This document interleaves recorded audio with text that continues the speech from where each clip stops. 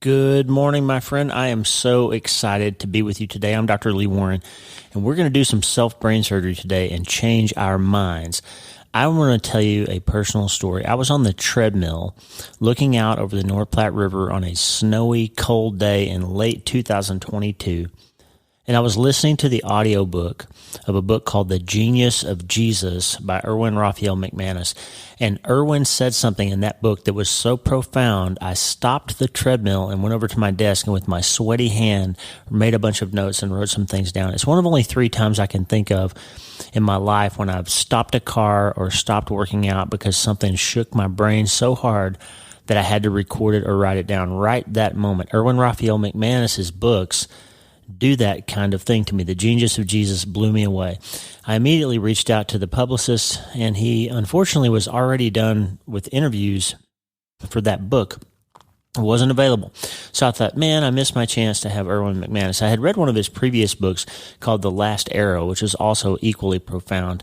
Longtime fan of his work. Erwin McManus is a mind architect. He's an award-winning author. He's an artist. His books have sold over 1 million copies. He's the pastor of a church on Hollywood Boulevard in Los Angeles called Mosaic. His books have been translated into more than a dozen languages.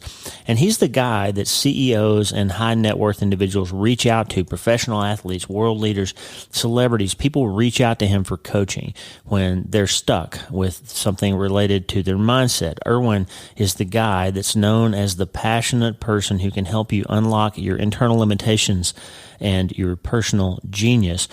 He talks about mental toughness, mental clarity, and mental health, and how they all have one thing in common: the journey begins in your mind. Can you think of a better guest for the Dr. Lee Warren Self-Brain Surgery podcast than somebody who talks about the importance of changing your mind? Well, lo and behold, his new book is called Mind Shift, and I got an email from his publicist at Penguin Random House who said, hey, your platforms are lining up around this mind change idea. You tried to get Erwin on the show for his last book, and we want to give you an advanced copy of Mind Shift. It doesn't take a genius to think like one. I read it in 2 days, and then he agreed to be on the podcast. We actually recorded this a couple of months ago, that he wanted me to hold it for his book launch, which is happening on Tuesday, October 3rd, and I couldn't be more excited to share this incredible book with you. It is basically a condensed guide to how you can change your mind and how you can change your life. And all the things we talk about on this show every day, you can get a lot of that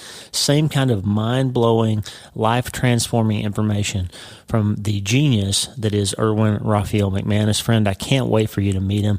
I encourage you to go read his books. The Genius of Jesus and Mind Shift particularly have made a huge difference in my thinking, my clarity of thought, and have made a difference in my life.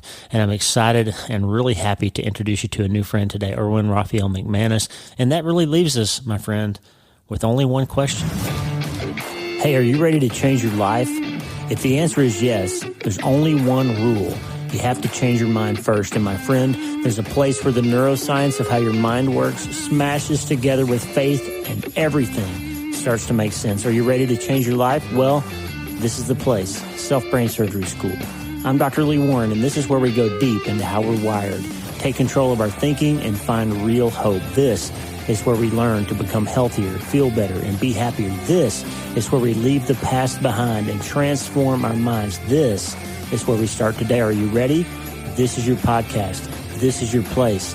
This is your time, my friend. Let's get after it.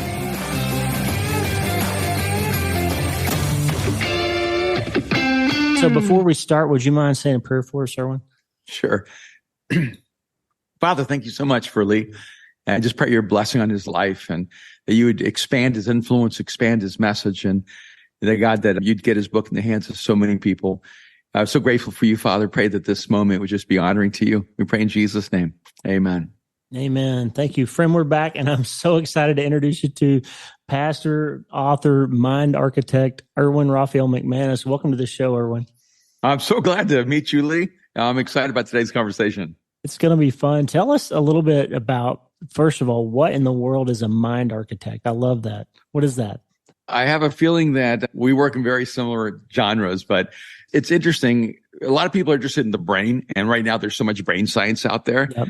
I'm really interested in the mind, which is in a little different. In fact, we were working on some images, and they brought me the images of the brain, both sides of the brain. I said, no, you got the wrong thing. I need an image of universe, because I'm not interested in the physical mechanism of the brain. I'm interested in the universe that actually expands within us and allows us to have, in many ways, unlimited capacity. So for me, a mind architect is really a person that understands that every human being has mental structures. And those mental structures will either move them toward failure or move them toward success. Will actually either limit their capacity and potential, or will unlock that capacity and potential. And I know you have been going through Mindshift because you got one of the early copies of it. One of the things I talk about in Mindshift is that, and I remember the day, October 26, 1990, I heard someone say this phrase on sports radio about Buster Douglas, that, and why he lost to Evander Holyfield, is that some people are simply structured for failure. Yeah. And when I heard that statement, it shook me. And I remember thinking to myself, do I have internal structures for failure? Wow. Or am I internally structured for success? And do I have a combination of those? Is my brain like a maze that some days moves toward failure, some days moves toward success, and I haven't really paid attention to which path I'm actually choosing each day? And so I, all the way back to really, when I was 10 years old, I ended up in a psychiatric chair. They ended up testing me for, neurodiversity, as they would say now. Yeah. And back then they would just tell me I was retarded. It's a different world. I do some of the new language better. Yeah. And frankly, if I don't normally share this, but you're like in a different space. I'm 10 years old. I'm a straight D student.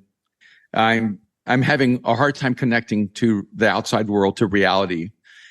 And one of the things that saved my life was this psychiatrist who gave me all these IQ tests and came back and told me that I had the basic structure of a genius. Yeah. And there was no tangible proof of that. and if anything, it felt like, to me, I was broken, and that I didn't lack, I lacked the tools to actually connect to the human race. And so what it did for me was it created an intense value in me, because I thought to myself, if there is genius in me, and I wasn't sure, but it was wonderful to have someone tell me that. But I thought, if there is genius in me, it's trapped under a lot of rubble of my own brokenness and insecurity and uncertainty and pain. And I may never actualize that. And so a huge value in my life has been this deep conviction that there's genius inside of every human being. I could have come out going, oh, I'm different, I'm special, I have genius. What it came out of is, I think everyone's like this. And some people are able to access that genius, and some people are able to actualize that genius, and other people sadly die never having known their own genius. And so I feel like it gave me my mission in life. Wow. And and then when I started studying philosophy and psychology at the University of North Carolina, Chapel Hill, I had one of the top 3 psychology departments in the world. And I just instantly began studying neurodiversity, from psychosis to neurosis to, I was really fascinated with narcissistic and sociopathic behaviors. And so I spent a huge amount of my time trying to understand the nuances of the human brain. And I've been to 3 neuroclinics in the world that I went as a patient. I didn't go as a teacher. Yeah. That's why people go, are you a doctor? No, I'm a patient, which gives me far more expertise. That's right. And in several clinics, I ended up becoming a test mouse, and when they did research in my brain. And so I ended up learning a lot about the neurological dynamics that I had to face with. And I have slow shutter speed. And so I have a hard time keeping out data. And so I get flooded with massive amounts. And so I don't have a sense of chronology like other people do. And because when you have normal rapid shutter speed, your brain categorizes time, and mine doesn't. And I either have no filter to stop information, or all information blocks out at the same time. Wow. And so my kids laugh because I'll say, oh, we should go see this movie. And they'll go, Dad, we were with you yesterday. And in that movie, and I'll have no memory of it. It's the weirdest thing. But then I'll meet someone, and an example, I was at this dinner like 15 years ago, and the guy sitting next to me was a guy named Johnny Musso. And he introduced himself, and I said, I'm Erwin McManus, and never met this guy my whole life. And I said, wait a minute, Johnny Musso. And I said, you played running back at the University of Alabama? And he goes, yeah, I did. I said, give me a second. And I wrote down in my book, in my notepad, his number. And I said, your number was number 22. And he goes, yeah, how could you know that? And I literally went through my mind. I found a newspaper. I saw the photograph. I looked at the jersey and I saw the number there. Wow. And so my memorization skills are cheating. I don't remember the way like normal people remember. I remember differently than other people. Yeah. And so I'm only giving you all this in sense of background because when you ask me what's a mind architect, I had to spend my entire life learning how to take my liabilities and turn them into assets. Wow. I had to learn how to take what I was essentially told most of my life were inadequacies and flip them and turn them into superpowers. And I'm convinced that maybe not everyone can do it at the same level, but I think everyone has a capacity to redesign their mind in such a way where they optimize who they are. Wow. That's amazing. And there's a little point that we didn't hit as you were telling that story about how important it is to say things to people that are empowering. We all accept these labels in our lives, but that psychiatrist, when you were 10 years old, told you that you were a genius. What if he had said, hey, kid, you're a moron? What would your life have been like? Yeah, it didn't even matter if he was right. That's powerful, isn't it? Yeah. The power wasn't in the accuracy of it. The power was in how it began to reshape my own identity of myself. Wow. It says a lot about what we say to our kids and our spouses and everybody around us, doesn't it? Yeah, no, absolutely. And just even the negative input. That's why growing up, I've been married 40 years to my wife, Kim. And one of the things we really focused on was you don't ever tell a kid he's a liar. Yeah. You tell him he lied and you don't call him a liar. That's right. You don't tell your child they're a thief. They stole, but they're not a thief. And a lot of times we have the tendency to define people by their worst behavior rather than by their best behavior. That's right. And I think it's so much identify bad behavior, but identify by best behavior. Wow. Yeah, I read a few years ago a book by Brian Stevenson called Just Mercy, and he talked about, and they made a movie out of it later. He was working in people who had been wrongfully convicted of crimes and given death sentences and all that. And he said he made an argument against capital punishment, and he said something similar to what you just said. He said that we should never be defined by our worst decision. Our whole life should never be defined by our worst decision. I agree 100%. And frankly, for me, that was something that was reinforced to me when I began reading, of all things, the Bible. And I was an adult when I first saw a Bible. And so I'm devouring it and reading it. And I find the story of this woman named Rahab who ends up being in the genealogy of Jesus. And I go, wait a minute. I think she's like this prostitute ends up being in the genealogy of Jesus. And I go, wow, there's such a small story of her, but one positive choice redefined her entire life. And so I just noted for myself, you are always one choice away from the best version of you. Wow. And I remember just writing that down and going, it doesn't matter if I'm Rahab. What matters is the choice I make right now.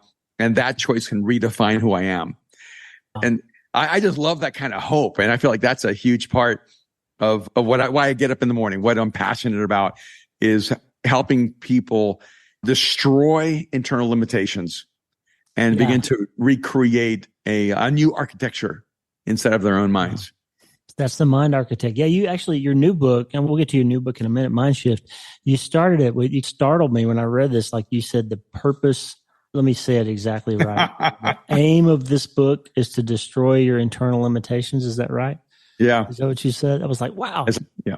Come right out and I'm going to tear up what you think about yourself and the limits you put on yourself. And you did just a masterful job. But before we get to Mind Shift, I want to just give us a 30,000 foot view, Erwin, of who you are and what you do and the kind of work that you do, and a little bit of your background and that kind of thing. Give us the big picture of who you are. Yeah, you've caught me in an interesting phase of my life. And I've had so many different phases. Every 10 years, I start a new career. And both purposely and accidentally, both at the same time. And so people who know me real closely, I kind of work in a lot of different worlds. But my faith experience has been that I started a church in LA called Mosaic. Yeah. And I started really in a nightclub that Prince used to own. It was for all my friends who were irreligious and my atheist, Buddhist, Hindu, Muslim, agnostic friends or there were ones who grew up in some kind of like Christianity or Catholicism who were angry because the church really left them jaded. And I just created a space for them. And it was a very different kind of space. And Mosaic has grown and become a positive spiritual influence across the world. But I've also, in the past 20 years, I've worked as a filmmaker and a fashion designer, and I write books. I coach geniuses, which is basically what I do in my life. And so whether it's somebody, coaching the NFL or a fashion designer who would be one of the best designers in the world, or someone in the music industry or the business world. And I only really coach people who want to, who are aspiring to be the best in the world, the best of the best. And for Mosaic, I can give away for free everything you need to go from average to good. And when people say, hey, how come you don't coach us? I go, most people right now are just sitting in average, and everything I create at Mosaic can move you from average to good. And moving from good to great is a different level of work, but moving from great to a level of genius, that requires a level of ruthlessness that most people aren't willing to bear in their own soul. And so it's a different level of coaching. And and so that's what I do. I write books. I've been writing books for over 20 years. I have a graphic novel that's on its way. I've worked with films. I've worked with music, and I have a couple of fashion brands over the years. And then just in a practical way, also creating this online learning community called The Arena that will focus on communication, leadership, character, and big ideas. I really think communication is an art form, and that we've lost the beauty of and power of words. And so I just have a real passion to help people become extraordinary communicators, and to not only make it effective and efficient, but also make it elegant and beautiful. Wow. That's powerful. And the Arena is going to be, is like an app that people can sign up for and be part of? It's an online community that requires like a monthly membership. And then I put all the content we create. Like I have a master class called The Art of Communication, and another class called The 7 Frequencies of Communication. And by themselves, those are thousands of dollars, but in the community, you get access to them for free. Wow. And I'm always creating new resources, new ways to redefine the architecture of your brain. And I just thought, I don't like to sell. I hate to sell. It's like my worst thing in the world. And so I thought, if I create a community of learners, I think it's the future of education. If I create a learning community, I can just keep putting things in there and helping people access what they need. And so I'm excited. This August, we're launching The Arena, and I think it's going to be the future of education.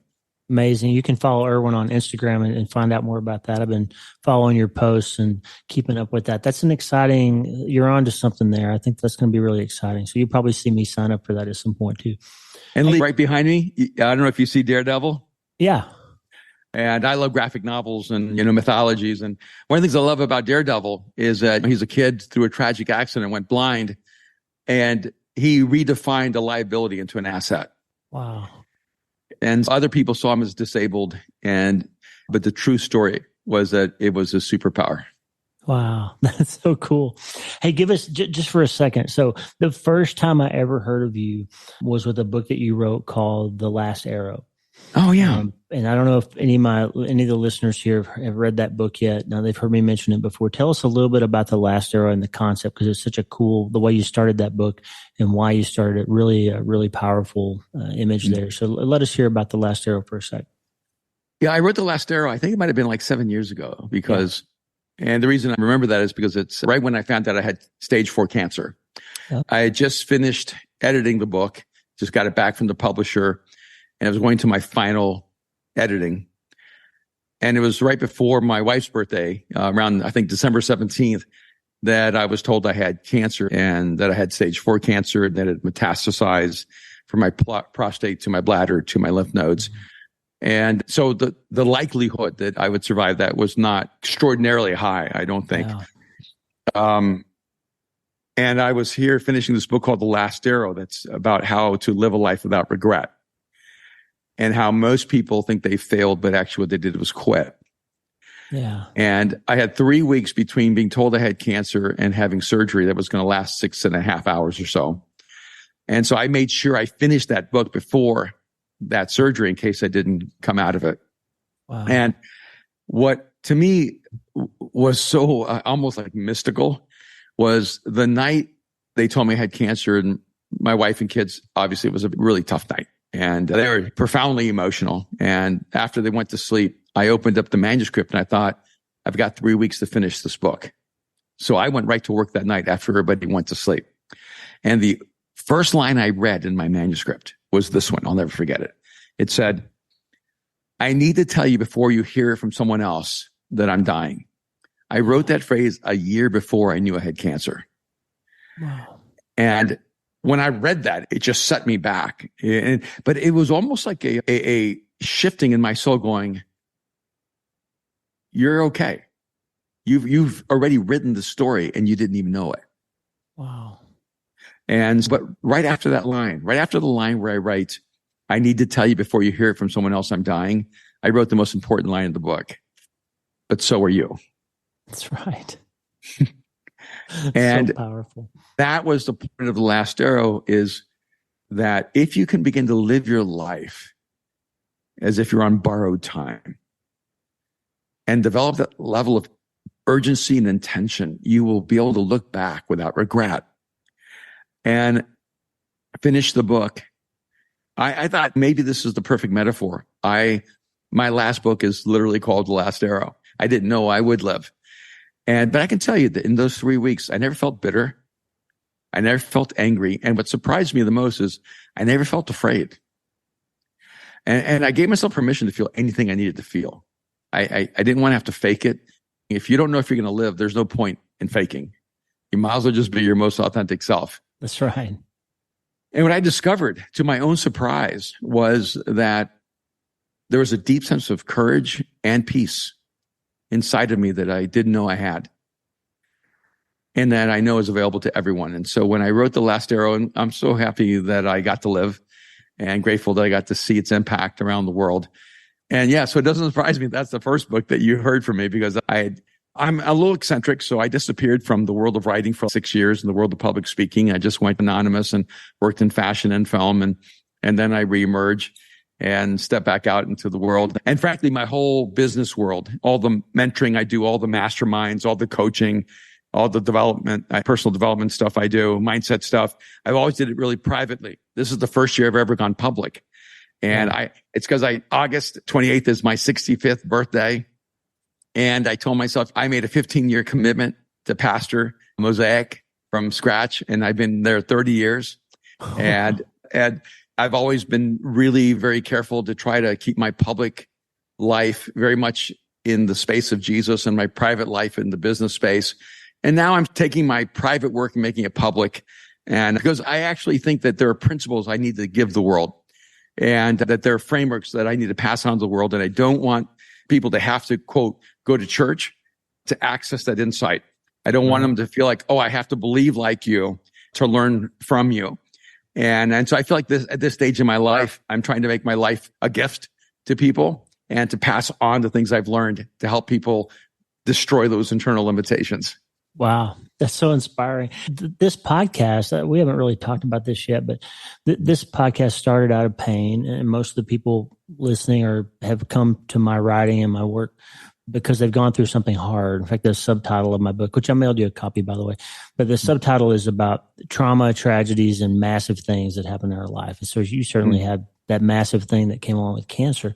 Most of the people listening here have dealt with brokenness and pain in some way. We lost a child in 2013, and that's when I started writing and podcasting, trying to process that stuff. And the big thing is, when you face that challenge that very well could have been a death sentence for you, Erwin, what was the relationship between how you decided you were going to move forward and your faith? What were those two things? How did they relate to one another? Really, honestly, I don't even know how to think about life outside of my faith. Yeah. And it's like asking me, what do you do when you're not breathing? When you're not breathing, you're dying.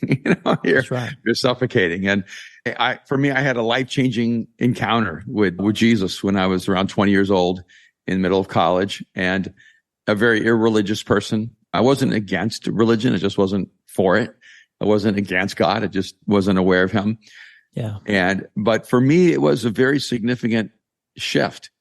It wasn't about religion. It wasn't about belief systems. And I really didn't care less about heaven and was never worried about hell. So it wasn't anything like that. Yeah. It was a shift in my understanding of my significance as a human being. That if I were actually created by God, then I had intention and calling and destiny.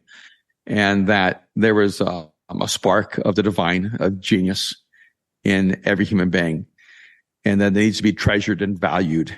And so it redirected my life because I had a reason to live, because I felt like humanity was desperate, drowning in loneliness and insignificance and doubt and despair.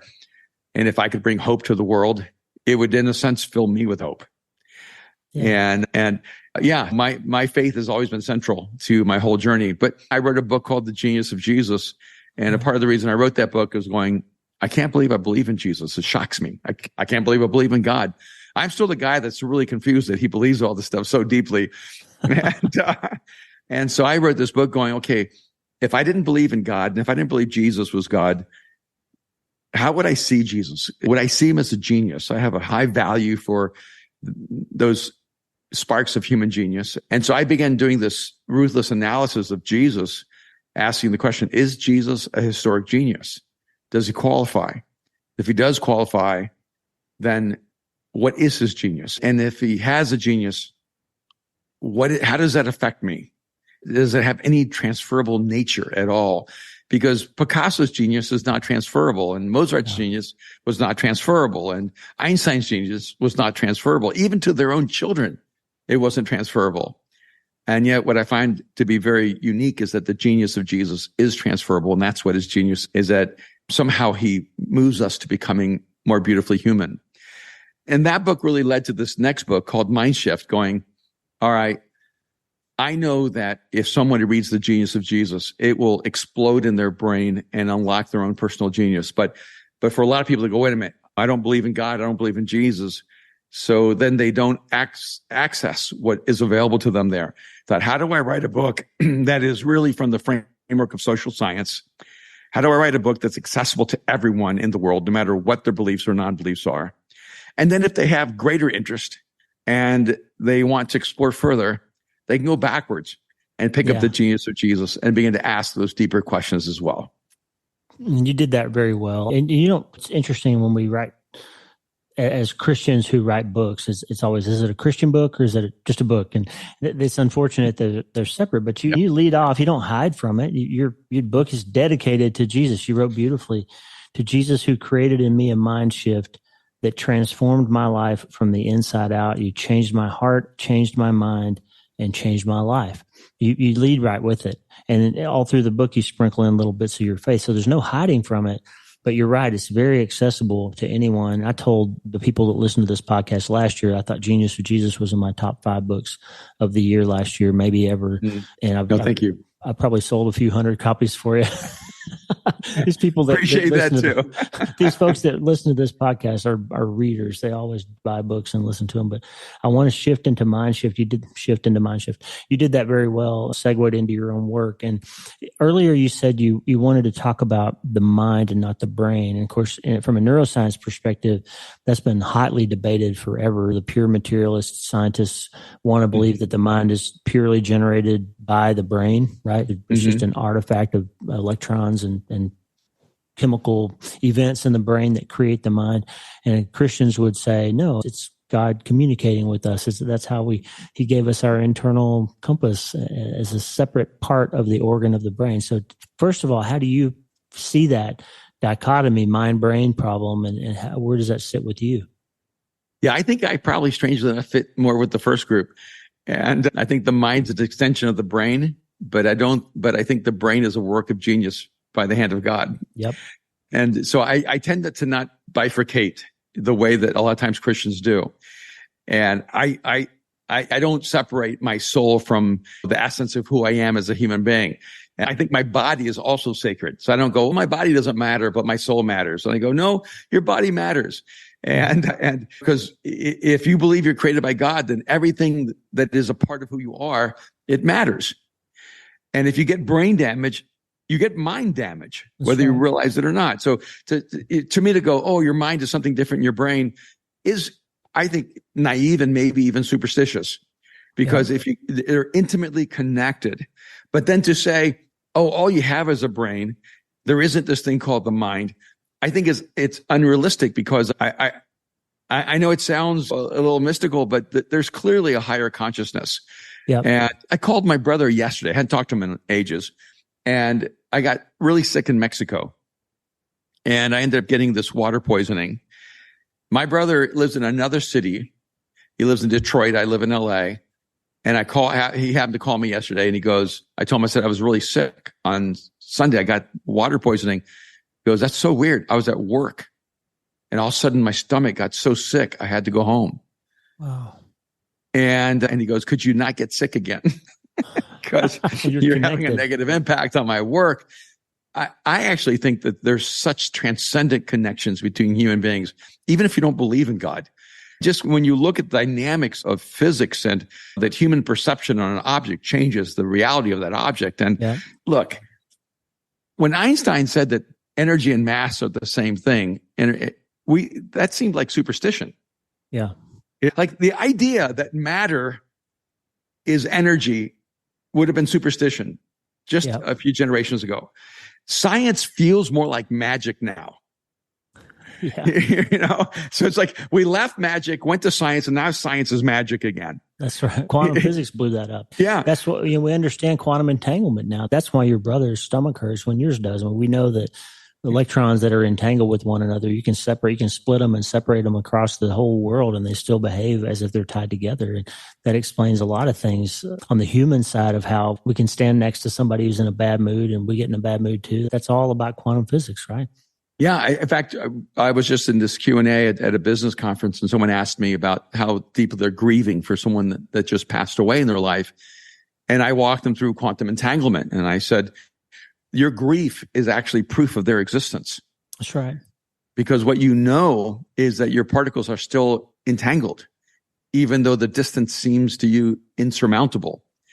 And so what you're calling eternity, the particles in your being are so connected to them. The grief is actually the recognition of the space between you and them and the connection between you and them because it's still there.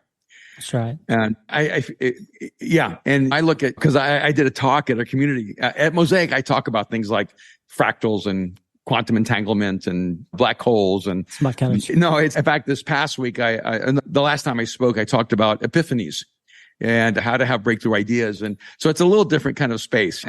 But some of it's because that's what's fascinating to me. But again, it's because I think science creates the best environment for faith. Exactly. Like, if you have a superficial view of science, you can be an atheist. But if you actually have a developed, complex understanding of science, you can at best be an agnostic. And because I can understand being agnostic, you can go, wow, the mysteries of this universe are just too big for me. I cannot comprehend how all this happens. That's right. And in fact, I talked to someone this morning in an earlier meeting, and because he was saying he was agnostic, said, "Oh, that's so much better than being an atheist." And he goes, "Yeah, I just don't know." And I said, "No, it's not even just that; it's the mental structures."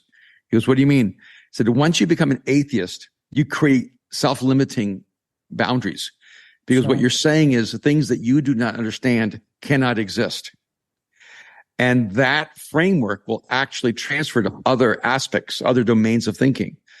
And so even if I didn't believe in God, I would never say that I'm an atheist because I refuse to allow arbitrary boundaries to limit my thinking.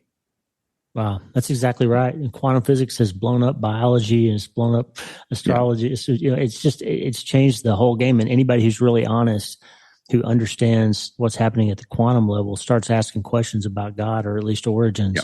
There's an amazing book Stephen Myers wrote, The Return of the God Hypothesis, that you ought to check out. It's just right up your alley. Well, let's talk about mind shift for a minute. I promised you about 45 minutes, and we're running up against, I don't want to take too much of your time today, Erwin, but tell us about mind shift. It's so right in my alley and right in the lane of things that the listeners in this show will be familiar with. So I want you to just tell us a little bit about mind shift, and then I'm going to make people read it. I feel like we've been talking about mind shift the whole time. You're right. We just haven't said it. And I would say writing the book was quite a conversation with my publisher, because the house I'm in is a Penguin Random House. Yeah. And with the imprint being Convergent, and convincing them that this is the kind of book I needed to write and the approach toward a book.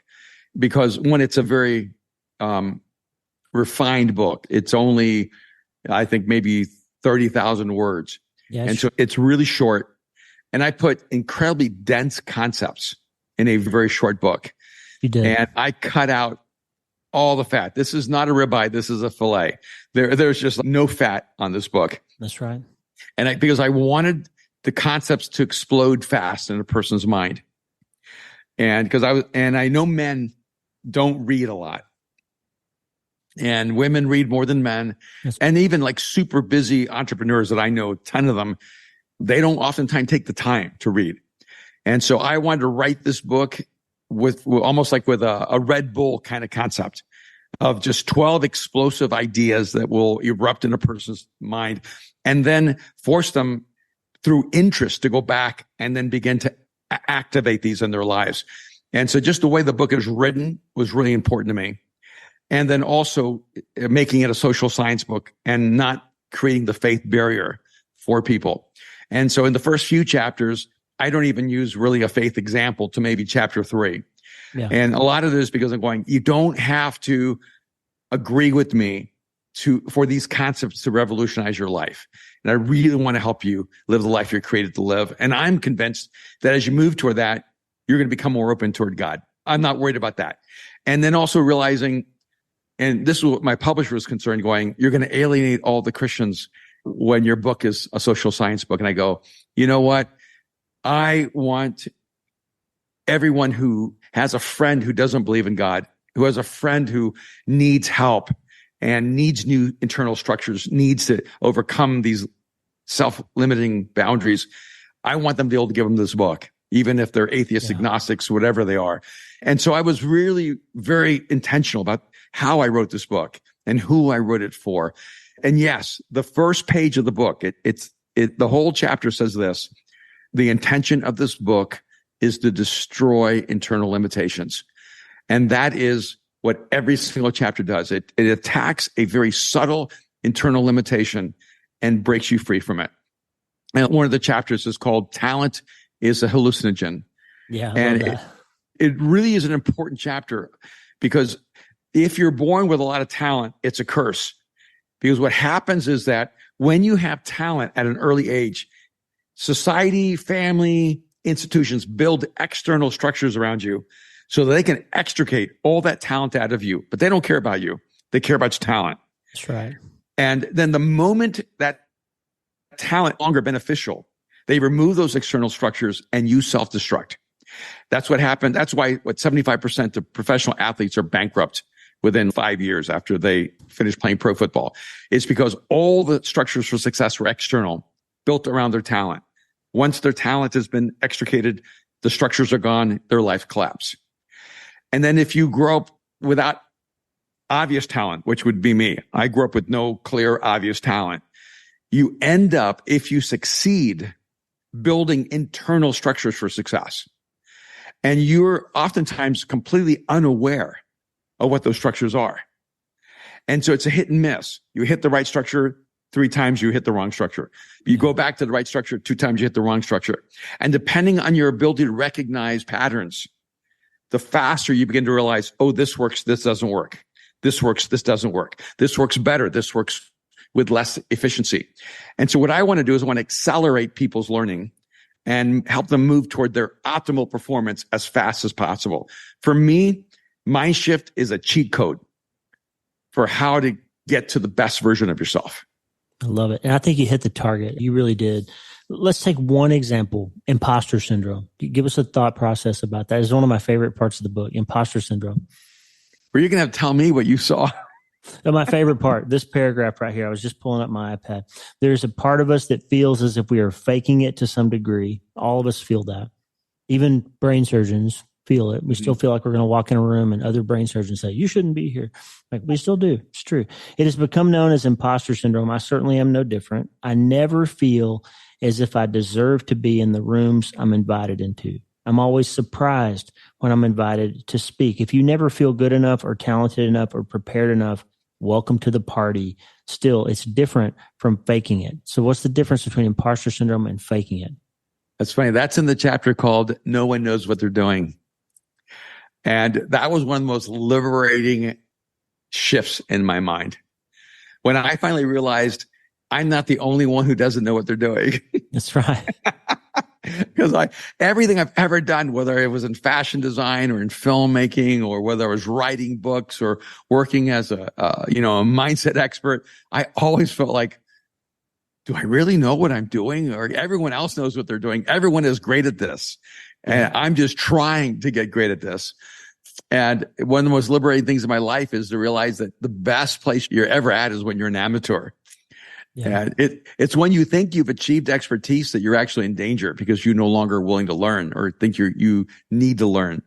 But I think the difference between imposter syndrome and faking it is that faking it is really about your image management. It's that you spend all your energy trying to convince other people that you are something you're not. That's right. Imposter syndrome is actually about, if I could put it this way, is giving yourself grace, where you realize this is who I'm committed to becoming, but I'm in process. So of course I'm imperfect. Of course there's enough evidence in me to say I'm not good enough for this, but there's also enough evidence in me to say I'm committed to becoming the best at this. And I think the best way to overcome imposter syndrome is don't focus on who you are. Focus on who you're becoming. Yeah. That's the line. That's the line I was hoping you were going to say. I love it. Erwin, you've done a beautiful job at this, and it is going to hit the target that you shot at, which is going to appeal to everybody, regardless of our faith or lack thereof, because we come upon this idea that the thing that is limiting the most is how we think about our lives. Mm-hmm. And as you said, can't change your life until you change your mind.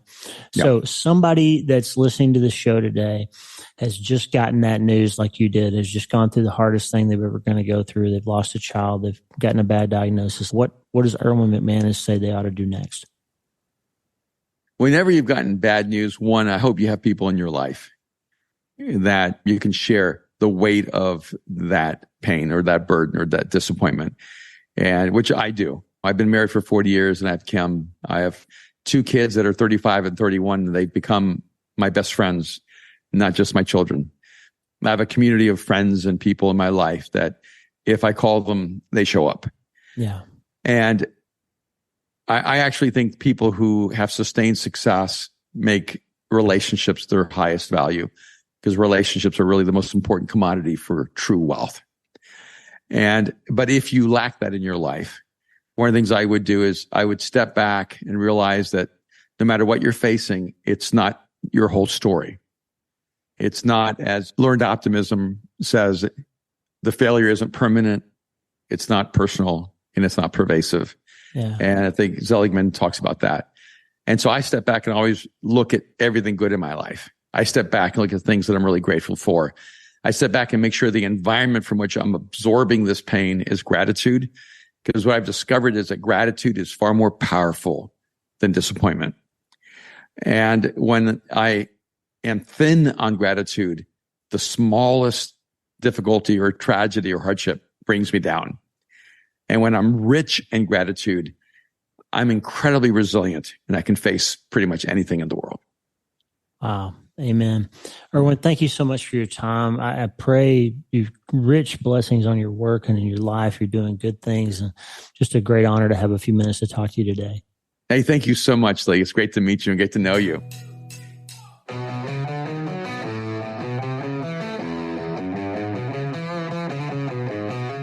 Hey, thanks for listening. The Dr. Lee Warren podcast is brought to you by my brand new book, Hope is the First Dose. It's a treatment plan for recovering from trauma, tragedy, and other massive things. It's available everywhere books are sold, and I narrated the audiobook if you're not already tired of hearing my voice. Hey, the theme music for the show is Get Up by my friend Tommy Walker, available for free at TommyWalkerMinistries.org. They are supplying worship resources for worshipers all over the world to worship the Most High God. And if you're interested in learning more, check out TommyWalkerMinistries.org. If you need prayer, go to the prayer wall at wleewarrenmd.com/prayer, wleewarrenmd.com/prayer, and go to my website and sign up for the newsletter, Self Brain Surgery, every Sunday since 2014, helping people in all 50 states and 60 plus countries around the world. I'm Dr. Lee Warren, and I'll talk to you soon. Remember, friend, you can't change your life until you change your mind. And the good news is you can start today.